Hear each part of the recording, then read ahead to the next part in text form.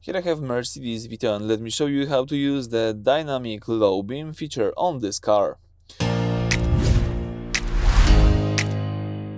So at the very beginning, let's start by using the home screen of your Mercedes infotainment system. Then let's here swipe to select the settings. So let me choose the settings. From the list of settings, you've got access to a few sections that you can select. One of them is lights, so the third section. From the lights, let's choose multi-beam LED, and here you can enable or disable the dynamic low beam, as you can see.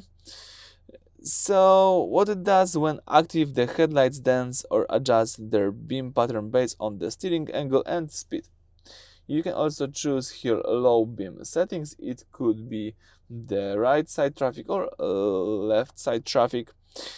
So what it does, this tells the car which side of the road you are driving. Why it matters, headlights are aimed slightly away from oncoming traffic to avoid blinding other drivers.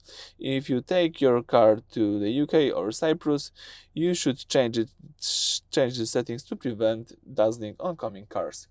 So quite useful to know that you have to do this right here.